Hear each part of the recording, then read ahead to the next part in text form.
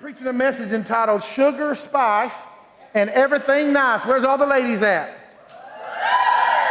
And that's what little girls are made of. What about them nasty men? Snakes, snails, and puppy dog tails. Amen. And if you've raised a child that's a boy, you see them coming in after playing a long time outside, they do smell like them puppy dog tails. Amen. But today we're preaching on sugar, spice, and everything nice. And I said, why not have these beautiful cakes prepared by one of our dear friends. She's an Amerson. She can't help it. Melissa Chalker Amerson. Melissa, what's the name of your bakery? Melissa's Cakes. Look at that, pretty white and red. Got them Reborn Nation colors and oh, just so good. Anybody like sweets? Anybody likes? Well, we're going to give you the chance to come have you some. We're going to select you. I'm not going to tell you that you have to slip me a 20 later, but you know, it wouldn't hurt if you promised that. No. Here's what I need. I still need something to cut it with. I need like a spatula or knife. I need 8 people. That's big enough. Get big slices. No. You do enough, sir. You're already here. 8 people. Come on, Bill. You come here. You come here. In the back, you come here. You come here. Next to the back, you come here.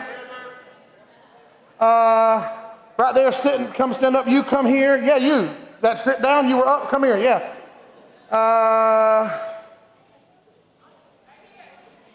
In the very back with a hand up. Come here. Sister Laura. I think it's Sister LaRonda. Y'all come here. All right, y'all can come on up. Come on up here. We got you good stuff. You ain't even got to go. We got water for you to drink so it don't get stuck in your teeth. Just come on around here. Come on around here. Just put 4 of you right here. 4 right here, and the other. I'm the middle, so you got to be on one side of me. Pick a side, any side. You want a piece of both. You want some of both. All right, right here. That's fine. All right. Here's what we're going to do. We're going to. Don't this look good? Sugar, spice, and everything nice. Oh, man. Oh, it just slides through it like butter. Some of y'all right now, don't use this as an excuse to leave church early while I'm preaching either, because I done made you hungry with a cake, somebody. Come on, look at them. Say, we're watching you. You can't leave early now. Y'all too scared to say it. Y'all don't want to offend nobody. Now, don't eat it till I tell you to. That's the thing. You gotta wait on everybody. We gotta wait. We raised right? You wait on everybody till everybody at the table got their food. You was? I was. I didn't obey the rule very often, but I tried. I never obeyed it. I'll let y'all pass I don't want to grab the top of the forks. I'll let y'all pass the forks around. Okay? I'm ignoring y'all over here to this side, so I'm going to stop doing that. Here's you one. There you go. I'm going to start handing them out over here. I need to change both cakes.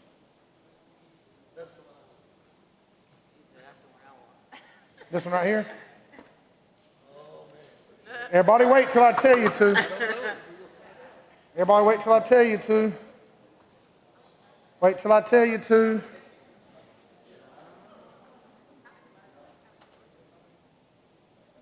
There you go. The stuff, it's not sliding through as easily now.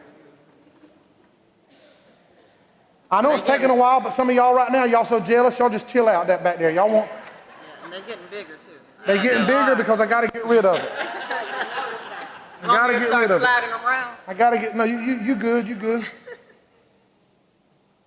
I want everybody, we're going to, dadgummit, this one you need help.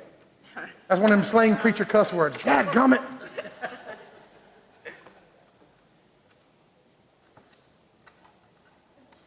Man, plate's getting stuck, everything's getting stuck. There you go. Oh, Bill. Don't ruin things, Bill. All right, everybody got a fork? Yes, sir. Dig in.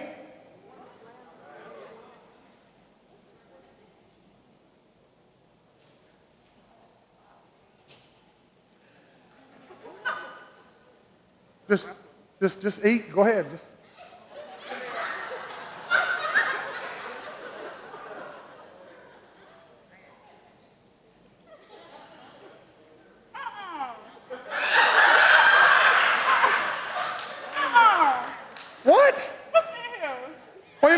there? It's a cake. No, it's not. Yes, it's a cake. Too spicy. What? Wait a minute. It's sweet. Not very sweet. Sweet? What is yours? Spice? Spicy? What's yours, Bill? Asian, baby. They ain't hardly eating this spicy cake. Bill said, I don't care if this thing was made out of chilies. I'm hungry. I'm eating this cake. What about you? It's spicy. It's spicy. You can either keep eating it right here or you can throw it away. You ain't got to finish eating it if you don't like it. So you can throw it away. It's okay. Because the reality is one of these cakes that Melissa made is a normal, sweet, good cake. The other one was made with salt, peppers, and baking soda. Sugar, spice, everything nice, which you got, and you got, and you got, and you got, and you got. Yours is sweet, but they've got salty, spicy, bacon soda-y. All right, you can throw it away, get you a water on your way back, ladies and gentlemen, get you a water. You can go be seated now. It's terrible, isn't it? It's terrible. Y'all give everybody a hand.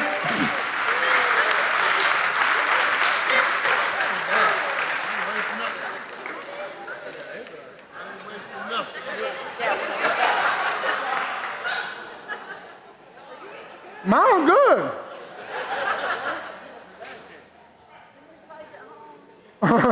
Yeah, go ahead. Thank you.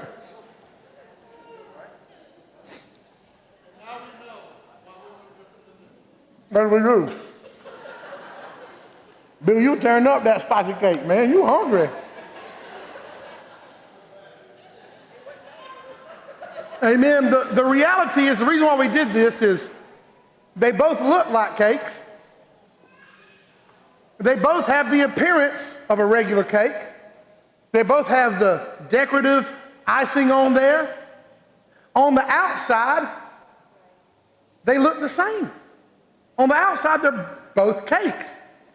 But on the inside, they were two totally different animals.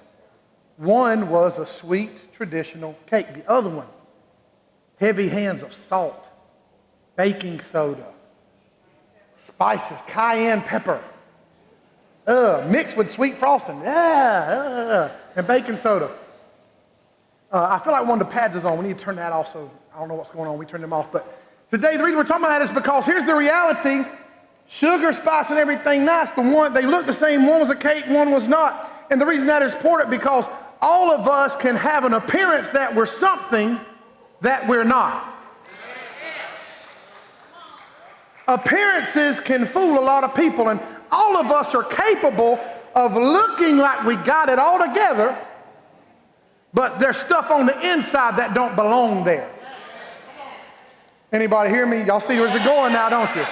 You see where this is going? Because appearance can fool a lot of people, but when somebody tastes that nastiness, when people see what's on the inside, when you have to deal with what's messed up on the inside, you don't want to eat the nasty cake. You can eat it a bite or two, but you can't survive off of something that is so nasty and spicy and hot and disgusting and don't taste good on your palate. It looked good, but it didn't taste good. It looked like the cake, but it wasn't the cake. It looked like pleasure, but it felt like pain. Come on, somebody. Sugar, spice, and everything nice. I'm going to start reading today from the book of 1 Samuel chapter 16, verses 6 through 7. Again, thank you to all you who came this morning to Reborn Nation. We're so glad you are here. We're reading today. It says, when they had arrived, when they came, he looked on Eliab and thought, surely the Lord's anointed is before him. But the Lord said to Samuel, do not look on his appearance. We got a little cake problem here. Samuel sees Eliab and says, this is the cake. The Lord tells Samuel, do not look on his appearance or on the height of his stature, because I have rejected him. He looks like the man, but I'm telling you, he's not the man. For the Lord sees not as man sees. Man looks on the outward appearance, but God looks on the heart. I'm going to just take it and say, help. Man looks on the outward appearance, but God looks at the heart. Here, Eliab is the oldest brother of David. Man, that is a delayed spice.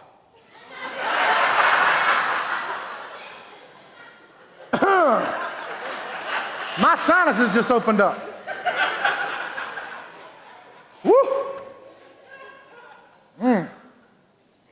Eliab's the oldest brother of David. He's the tallest, he's the biggest, he's the strongest. And Samuel looks at him and says, man, talk about picking the next king of Israel. This has to be the guy. Look at him.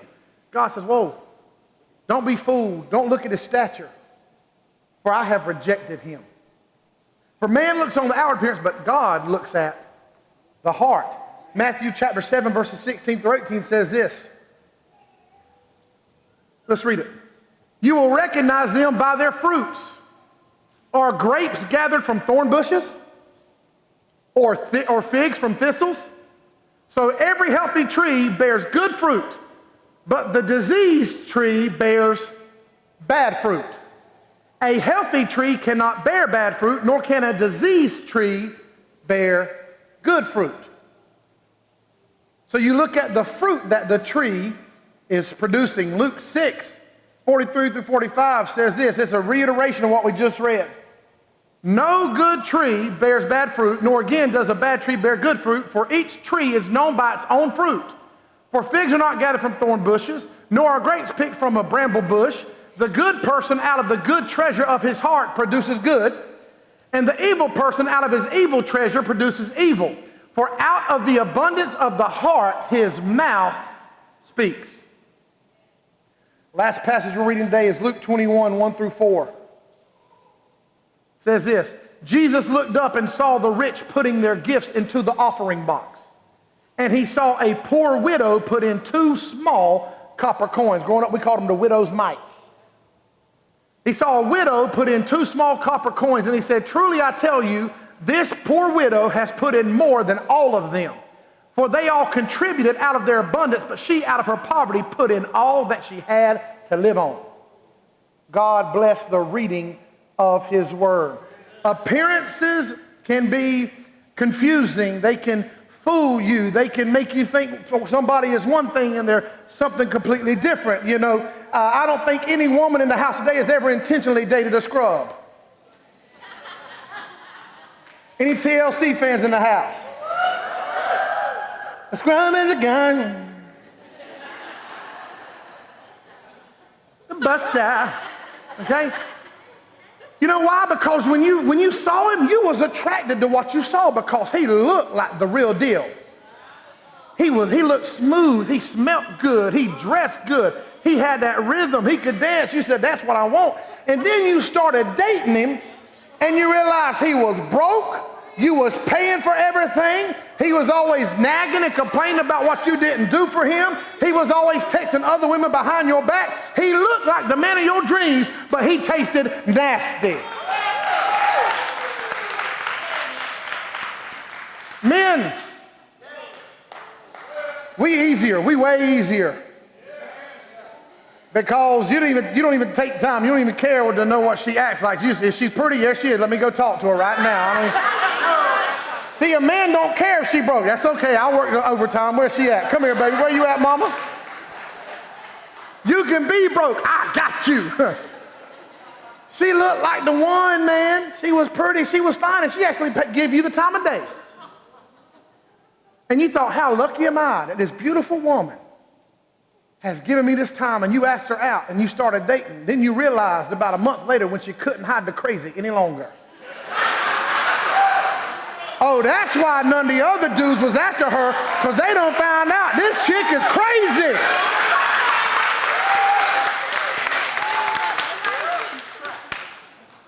I'm gonna do you another one real, right? Somebody looks put together, their clothes, they look well dressed all the time, and they smell good all the time, and then you need a ride, you're going, let's say, oh, just ride with me. Then you open the door of their car, and you're like, where am I going to sit? There is fast food bags and cups, and is that dirty underwear? What in the world? Where am I supposed to sit? Anybody ever been in that situation? If you're sitting next to them right now, just halfway raise it.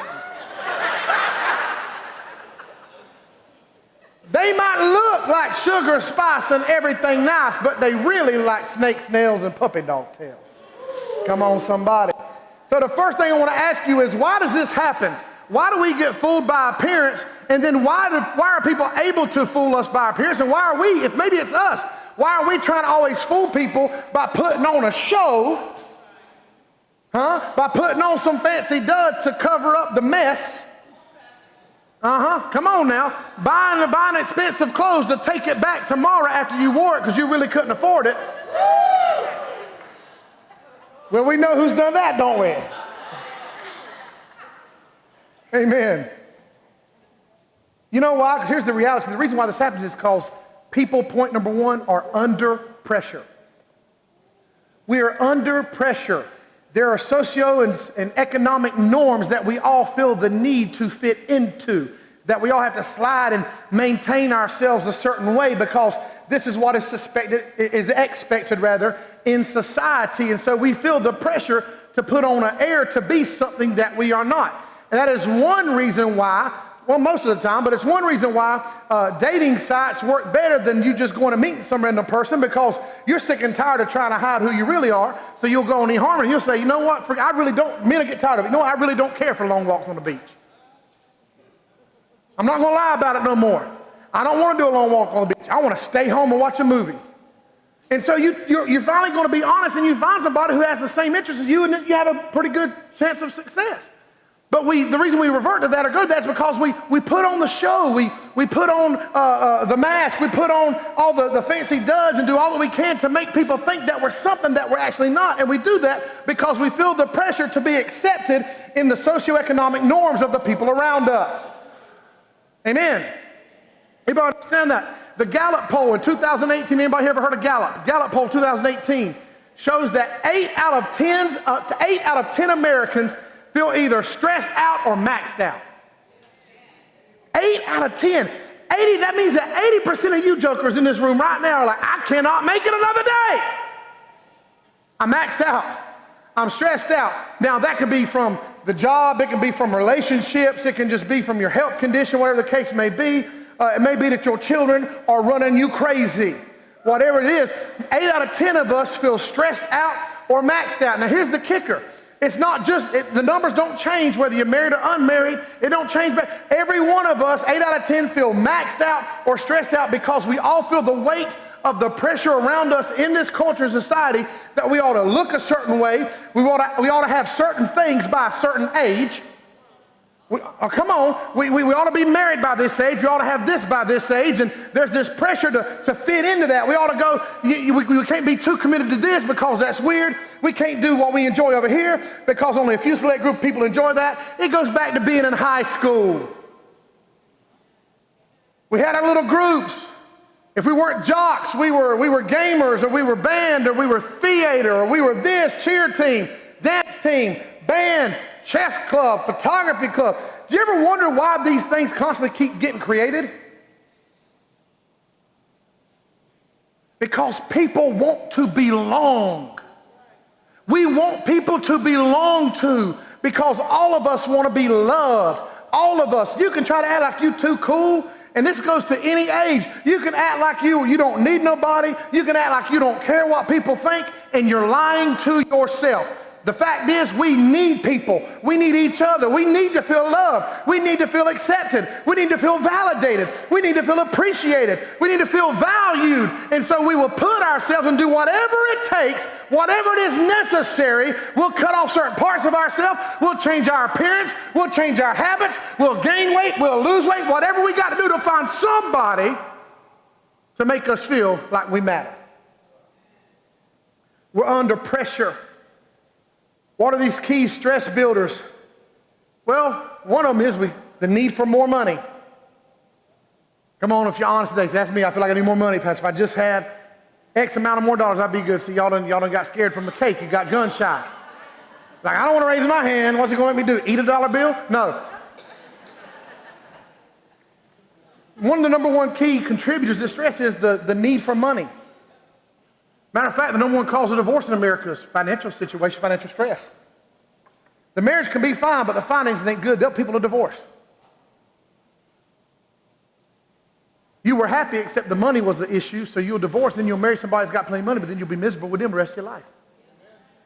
You'll make bad decisions because you are under pressure, because when we get under pressure, it's easy to make quick and bad decisions. It's like a quarterback playing football. When the offensive line gives him plenty of time in the pocket, he can sit back, he can read the defense, he can find the open man, he can throw it, we can score. But if they blitz and there's a man up and he's running for his life, he's just trying to get rid of it, oftentimes that leads to a interception, a turnover. What's the difference? Same quarterback, same arm, run the same game plan, same offense, but he was under pressure, and it caused him to make a bad decision. Not only is needing more money one of these key stress builders and the pressure builders, it's losing or having to find a job.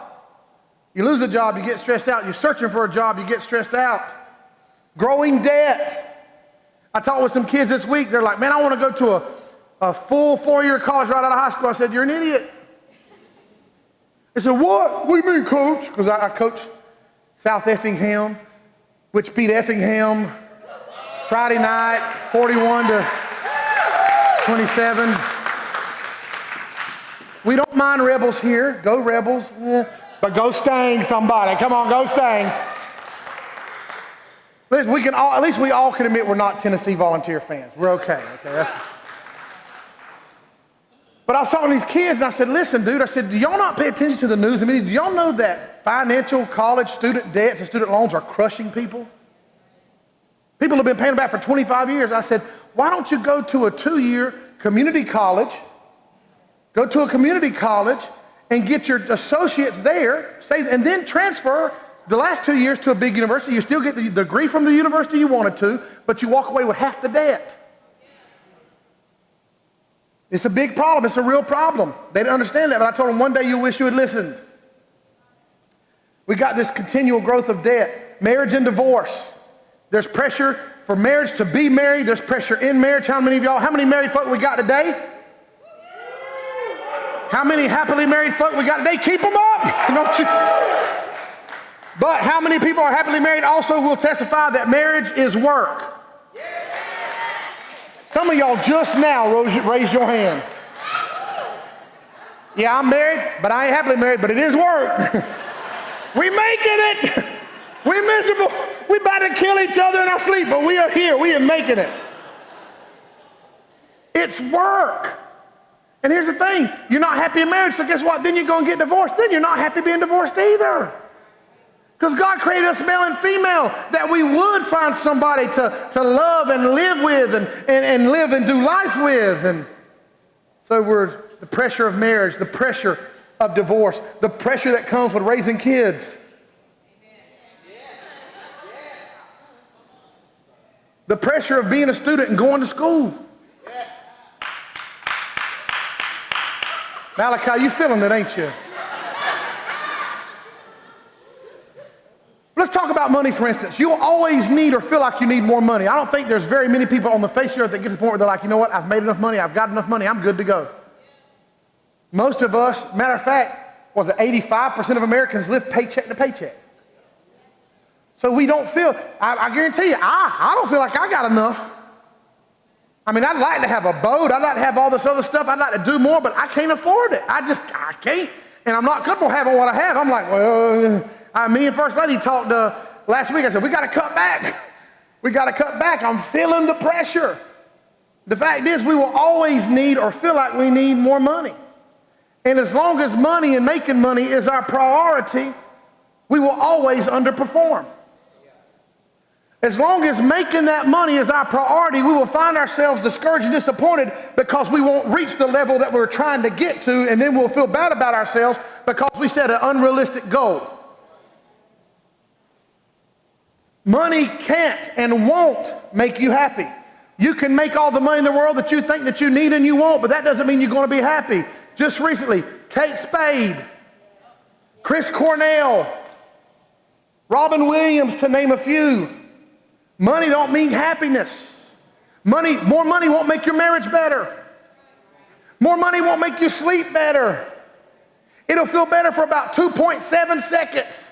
And then you'll realize that it'll feel better for 2.7 days when you go on that shopping spree. And you go buy all this stuff you wanted, but then you'll get home and realize that the stuff that you brought home didn't change what was already in your home.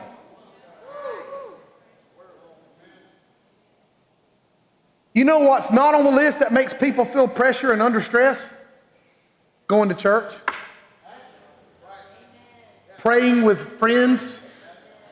Reading their Bibles and doing Bible study. Those, unbelievably, those things don't create pressure or stress in our lives. So why do we repeat this dilemma? Point number 2 is this. Why are we constantly putting ourselves under pressure? Because we're trying to keep up with the Joneses.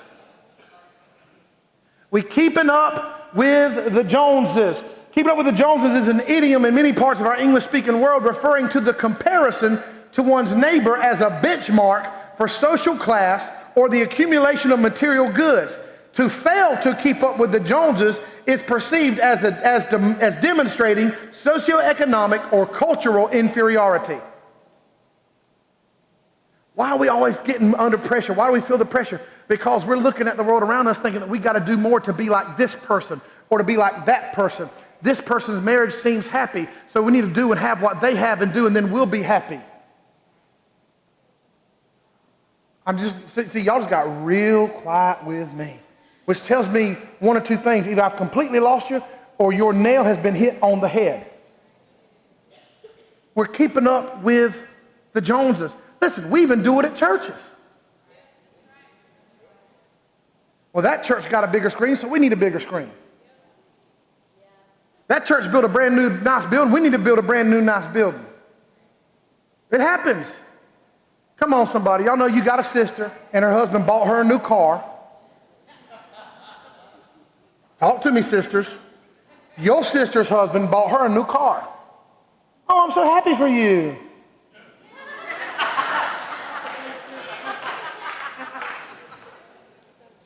And then me and you know it. The moment you hear she got a new car, you go, oh, God. Because you will avoid it like the plague. You'll stay out of that zone, but inevitably she'll ask a question that gets by you. Oh, doesn't that look nice? Yeah, it does. You know what else looks nice? Me in a new car like my sister.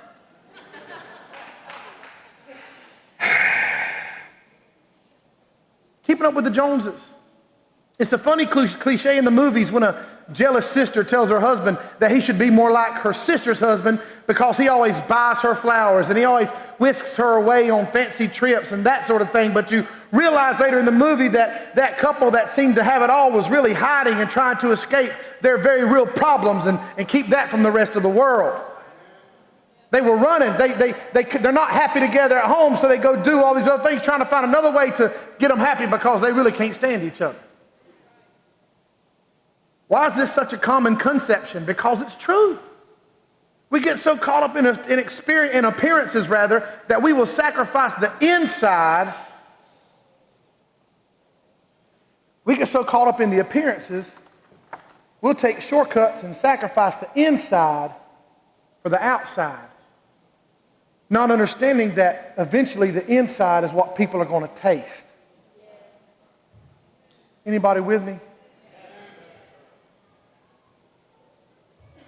You can put lipstick on a pig till you're blue in the face. But at the end of the lipstick tube, when you're done and run out, guess what? It's still a pig. You know? You know, Tennessee finally won a game yesterday. They beat Chattanooga. But they're still Tennessee.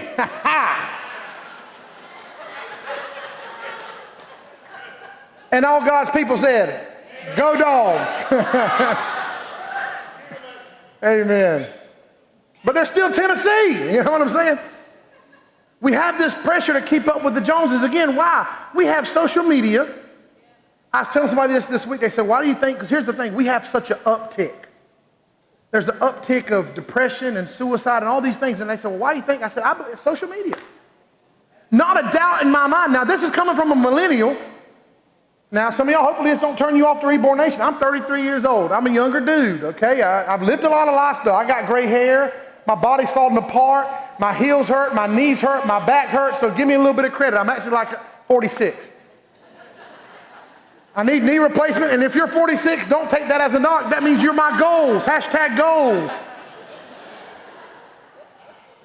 Goals, hashtag. At least you 46 with these pains. I'm having them at 33. I'm falling apart. But I do, because we have what we call influencers. And they put on all the makeup and they go to they take these photos and oh, such a beautiful day in Tahiti. And you're seeing it and it makes you feel like, well, normal people go to Tahiti. No, they don't. Very few people in their lives will ever go to Tahiti. Why? Because it's too expensive for most people to afford. That don't mean that you're a failure. That means that you are normal. And the people who went to Tahiti are so fake, they get paid for being fake and they're going to bed miserable.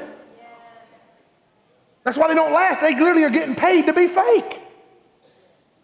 But we see the couples that are always smiling on their vacation. Yeah, they're smiling because they're on vacation, but they are fighting like cats and dogs when they get home. And you're thinking that you're the only couple that goes through this mess. No, you don't. Everybody does. There are times when First Lady Vanessa worships the ground I walk on. Our marriage is good and I can do no wrong. I'm the best thing since sliced bread. Then there are other times when she wants to put a pillow over my face about 3 o'clock in the morning and just end me. I'm not encouraging domestic stuff. Don't even go there. She only actually did it twice. No, I'm kidding. I'm kidding just once. No, I'm kidding. But our marriage has good days. Woo! And we have bad days. That's life. But we look at everybody else's pictures and everybody else is happy. And so what do? We always want to take our pictures. We want everybody else to think we're happy too. So we'll post all this stuff we see. And so we're always trying to keep up with the Joneses. The stuff we buy. Don't nobody need a bigger TV. Don't nobody need a bigger house. That's just the culture has driven that model. It has driven that lie that we've all believed. Well, the answer is a bigger house. The answer is a newer car. The answer is going on a trip. The answer is to get a new haircut or to get a new car. No, none of that's the answer. The answer is the inside is what's messed up. The outside's fine. The inside is the answer. Point number 3. I'm so lonesome, I could cry. Elvis Presley, what a great song. But was it ever truly a believable song? Does anybody here really believe that Elvis was so lonesome he could cry? I mean, as handsome as I'm not talking about 73 Elvis Presley. I'm talking about like 56, 57 Elvis Presley in his movies with supermodels, all the money. Was that a believable song coming from a guy that was as handsome, as successful as Elvis? Really Elvis? You're so lonesome you can cry? The guy who has it all, the money, the looks, the fame. How can somebody like that ever feel lonely? Because he seemingly had it all. It's a believable song. Because again, we put values out of whack. We've got our priorities out of order. And we think because somebody has money, because they have nice things, that they're happy. We think because this couple's been married for 30 years, they've obviously figured it out. Nope. I was talking to one of our coaches at South Effingham this week, and he was saying, man, I can't believe it. My parents, after 40 years of marriage, just got a divorce. Like, what? 40 years! Why is all this, Pastor, why are you saying you're being a downer? No. What I'm trying to do is get you to understand the truth about what's really the problem. And the problem is not what your outside looks like. The problem is not the gears and the glitz and the glamour. Over 40% of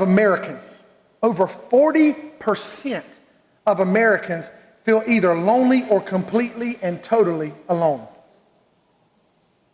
40% of Americans, you want to know, now here's the thing that makes it strange. The percentage did not change at all based on somebody was married or unmarried. 40% feel either lonely or completely and totally alone, whether married or not, whether they made good money or not, whether they owned a home or not. What they realize is that none of those variables changed the fact that person felt alone. You could look at somebody who had the money or didn't, or had the home and didn't. All that. The statistics ring true. Over 40% of Americans today feel lonely or completely and totally alone. How can you be married to someone and feel alone? Can I tell you why, how that's possible? Because you've never been honest with that person about who you really are. Because either you've never showed them who you are, or you've showed them who you are, but you know they've never showed you who they are. That's how we feel lonely, because there was never really a connection there. We got married because they looked good, or they had it all together. And I tried to tell somebody the other day, they were talking about, I need to get married, I said, why? Because I'm X years old. I said, what does that have to do with anything? I said, listen, until you know who you are, because you don't, until you know who you are, you can't know who you're attracted to or what you need or who you're going to love. You got to love yourself before you can ever love anybody else. You cannot love someone else if you do not love yourself. And when you're constantly trying to doctor up the outside, it's just proven that you cannot handle your inside.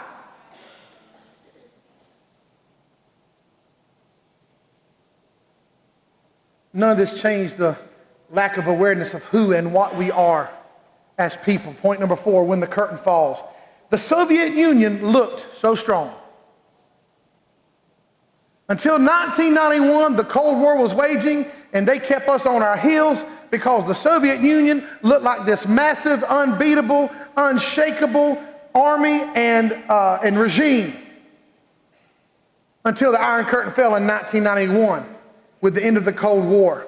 And what did we all see and learn in 1991? That all those countries that Russia had invaded and ruled over had become impoverished, poor, and starving. Russia looked strong, but over the matter of a couple of weeks, it all came to light that, well, you want to know why it crumbled? Because they were out of money. Their people were dying. Their people were sick. The rest of the world thought the Soviet Union was here to stay. They were going to be a menace, and then it turned out that they were falling apart from the inside out. Russia was broke, and their money and might were nothing more than an old photo not showing what age had done. The show can't last forever. The show can't last forever. The icing won't last forever. The appearance will not last forever. You may try to fool people into thinking you have the perfect marriage until somebody has an affair. Until you come home one day and the clothes and stuff is gone. Because all y'all really ever looked at and based off each other was the outside and never really the soul of the person. All these external things, all these superficial things. What are we going to do when the curtain falls and people see us for who we really are? We've hid ourselves so well. It seems like the greatest job in the world until you get there. You left a job that you were fine at, making decent money, but this new job offered you all this money. You didn't even bother doing any research because if it was more money, it was obviously God's plan. And you get there and you find out that the boss is a raving lunatic and he's making your life a living hell.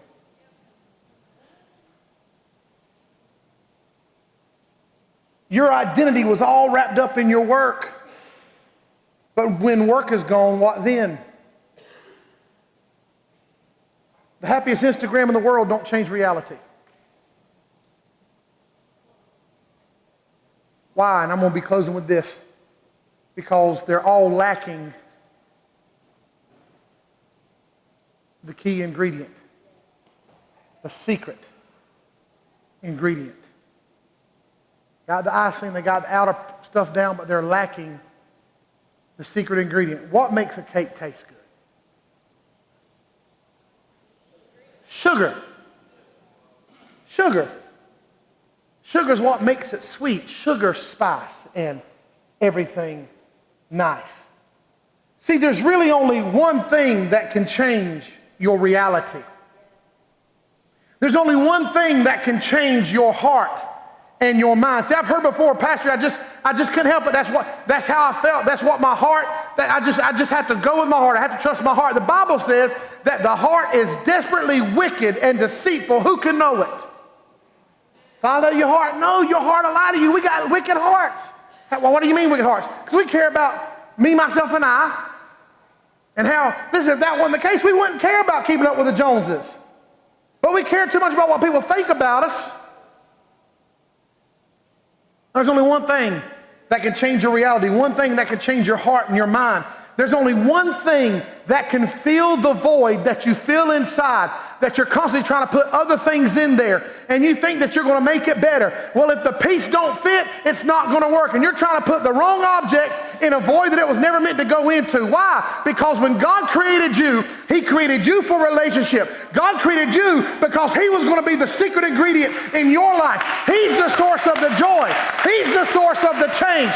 He's the source of your strength. He's the source of peace. He's the source of feeling loved instead of being alone. He's the source of having peace instead of feeling stressed out and maxed out. But you're trying to fill his void with other people or other things, and you're trying to make the inside right with the wrong ingredients, and you're wondering why life tastes so bitter.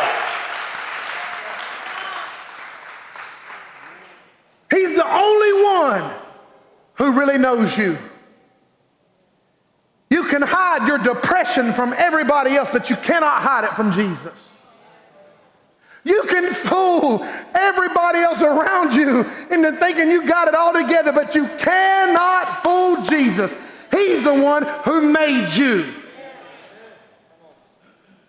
You can't fool Jesus. Why? Because man looks on the outward appearance. God don't care about the outward appearance.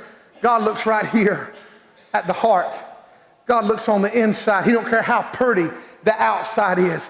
He looks at your inside. And if it's nasty, if it's messed up, if it's dirty, if it's sour, if it's bitter, God wants to change you from the inside out. You don't have to try to fool him or convince him that you're something or someone else, because he already knows the truth about you, the real you. Here's the beautiful thing. Why don't we show people the real us? Because we believe that if we ever showed people who we really are and what we really are, they would stop loving us, or they wouldn't accept us, or they would turn away and leave us. But the great thing about Jesus Christ is he already knows the real you, and he loves you for you, and he wants you for you, and he'll never leave you for being you. The version of you that you feel like isn't good enough for the people around you, he knows that version. He willingly died for that version. You know, the ugly cry version of you, the broken version of you, the hurting version of you, the depressed version of you, the suicidal version of you, the lonely version of you, the bitter version of you. The scarred and marred version of you is the version that Jesus Christ died for. It's the version that he's wanting to cry out and call your name today to say, I'm the answer to your problems. I'm the secret ingredient. I'll make your life stop being bitter. I'll make your life stop being deceptive. I'll make life sweet again. I've what you've been looking for. I am what you've needed the whole time. And you've searched high and low, far and wide to fix the outside. But I want to come on the inside. I want to take up residence there. I want to clean up the house. I want to live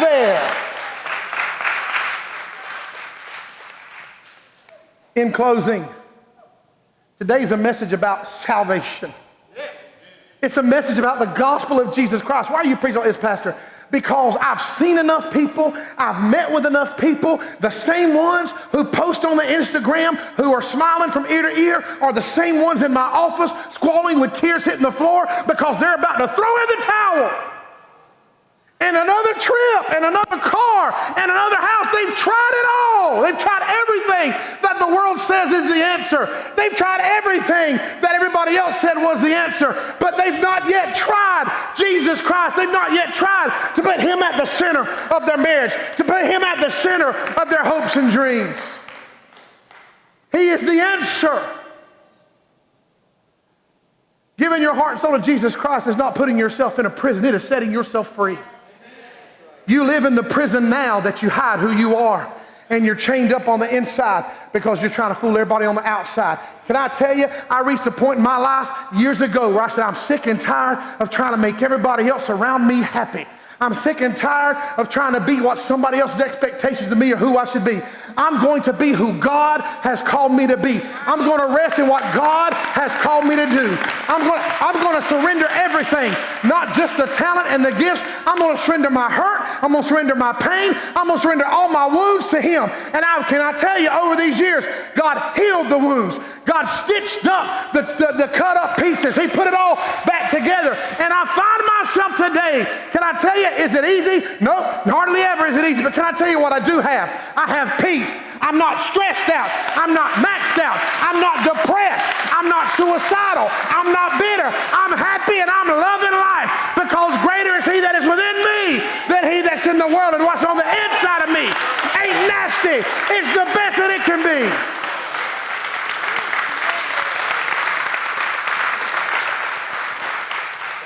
And it's not because I put it all together. It's because I have the secret ingredient.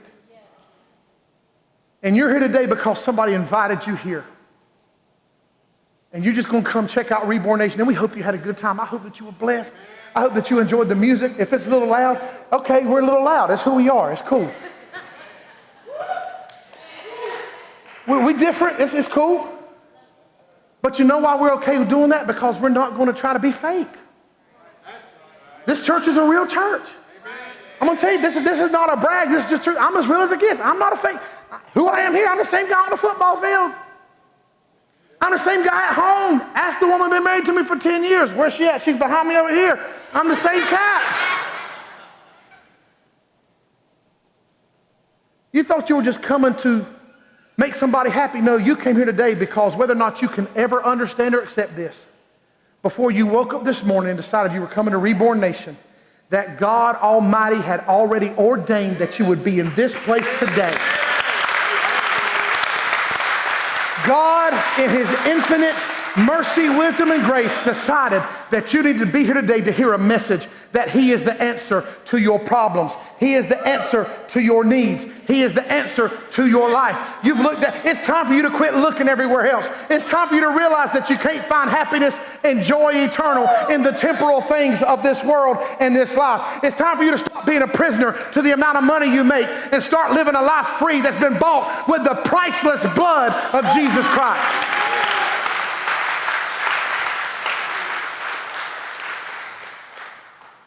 Pastor, you don't know what I've done.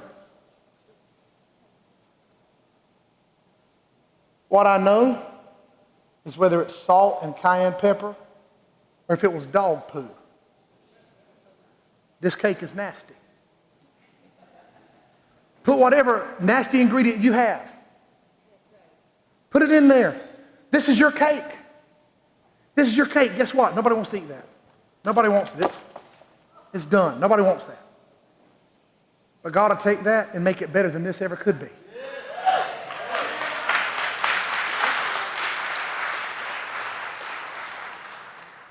But you got to let Jesus in. You're so busy keeping everybody else out. No, don't look on the inside. Look at the outside. No. Bells and whistles, bells and whistles. Look over here. Don't look here. No, Jesus says, I see you here. I still love you. I still want you. And I ain't running from you. You ain't got to hide from me because I've already found you. Would you stand to your feet?